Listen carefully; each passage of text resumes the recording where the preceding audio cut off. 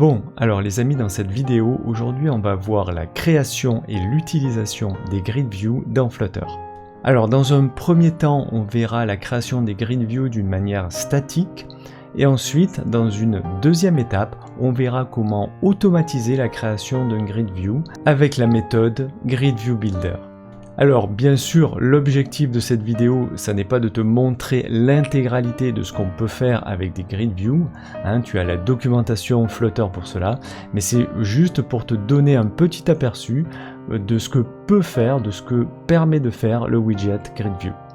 Alors en prérequis à cette vidéo, tu auras besoin, comme d'habitude, d'avoir Android Studio installé avec évidemment le package Flutter installé et le package Dart installé également.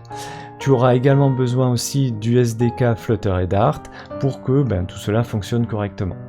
Alors voilà, on va partir d'une application vierge, comme tu peux le voir.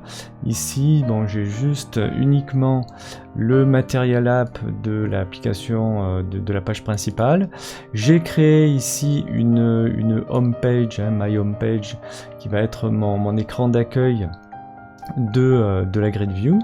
Et ensuite, en dessous, j'ai créé un stateless widget tout simple, qui ne contient actuellement qu'un scaffold et à l'intérieur une app bar. J'ai également créé un petit texte ici, l'affichage d'un petit texte pour vérifier que tout fonctionne. Alors tout d'abord on peut regarder dans la documentation Flutter la Grid View class, la classe Grid View.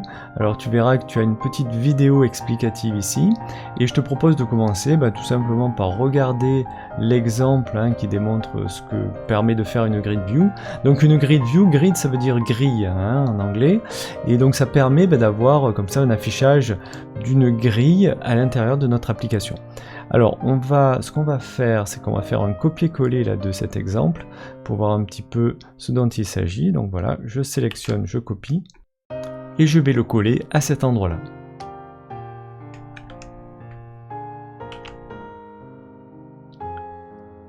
Voilà, on va un petit peu reformater le code pour que ça soit plus présentable.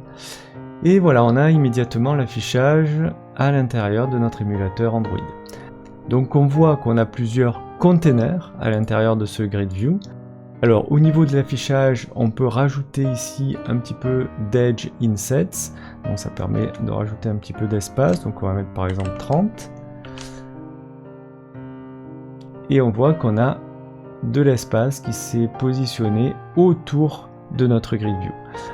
On va pouvoir aussi également espacer les tiles, les containers à l'intérieur, donc on va pouvoir mettre ici par exemple 20. Voilà, donc ça permet d'avoir un petit peu plus d'espace ici au niveau de la ligne cross-axis. On peut également regrouper le nombre de tiles, le nombre finalement d'affichage de containers par ligne à l'intérieur de notre grid. Si par exemple on veut avoir 3 containers par ligne, on change ici le cross-axis count et on voit qu'on a 3 containers par ligne. Donc 3 ou 4, on peut changer, on peut mettre absolument ce qu'on veut. Après, à l'intérieur des containers, c'est assez classique. On a le texte ici qui est en child du container, donc qui est ici. On a la couleur et on a également l'espacement à l'intérieur du container. Alors voilà, ça c'est intéressant, ça permet de créer une grille, une grid view de manière statique. On va voir maintenant dans une deuxième étape comment la créer de manière un peu plus automatisée. Voilà, alors on a vu l'exemple du grid view tel qu'il nous l'est donné dans le Flutter, de la Flutter documentation. On va voir maintenant un petit exemple qui est assez simple aussi, toujours de manière statique, comment afficher du texte tout simplement dans une grid view, sans utiliser comme ça les containers. Donc on va supprimer le code là qu'on a copié-collé. Voilà. Et on va le remplacer par le code suivant. Voilà, donc là on voit qu'on a toujours la grid view avec une grid delegate Alors si on passe la souris dessus, ça permet de déléguer le contrôle du layout du children avec la grid view. Donc ça permet, hein, si tu veux, d'avoir la création d'une grid view avec ce nouveau widget qui est un peu long à lire. Hein. C'est Silver Grid Delegate with Fixed Cross Axis Count. Voilà, c'est un petit peu long. Je sais pas pourquoi ils utilisent des noms aussi longs hein, dans Flutter, mais bon, pourquoi pas. Donc ça permet d'avoir ici hein, le nombre d'éléments par ligne comme tout à l'heure, et d'avoir donc les children qui sont ici des textes. On voit qu'on peut en afficher comme ça la lettre O dans chacun de ces children. Donc voilà, ça c'est la création statique, encore une fois, d'une grid view. On va voir maintenant dans une deuxième partie comment automatiser cette création pour la rendre un peu plus dynamique.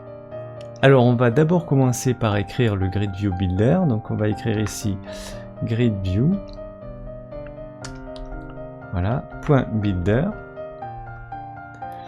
Et on voit qu'il nous complète le texte, donc il y aura un grid delegate. Donc dans le grid delegate, on va rajouter eh bien, le widget sliver grid delegate with fixed cross axis count, donc celui-ci. Et on va mettre à l'intérieur, donc on va aller à la ligne, on va mettre cross axis count. On va mettre par exemple 3, hein, ça permettra d'avoir 3 éléments, hein, 3 éléments sur notre grid par ligne. Et on va mettre en dessous, donc item builder, c'est très bien. On va rajouter item count, on va mettre par exemple 9. Et dans le item builder, donc qui va nous permettre de construire notre widget, hein, on va rajouter ici build context, donc on lui passe le contexte, virgule int index, et ensuite on va passer la partie de code, donc entre accolades, on va lui retourner, donc on va faire return, tout simplement le widget text, on va mettre par exemple O ici dans notre widget text. Donc on aura 3 éléments sur l'axe des abscisses. Voilà, et bien j'espère que cette vidéo sur les grid view t'aura apporté quelques éléments de compréhension hein, sur Flutter et sur les widgets Flutter. Surtout, n'hésite pas à rejoindre le club hein, si ces vidéos t'intéressent. N'hésite pas également à consulter dans la description, parce que je mets souvent hein, des formations qui permettent d'aller un peu plus loin hein, si tu veux approfondir ce sujet. Et je te dis à très bientôt dans une prochaine vidéo.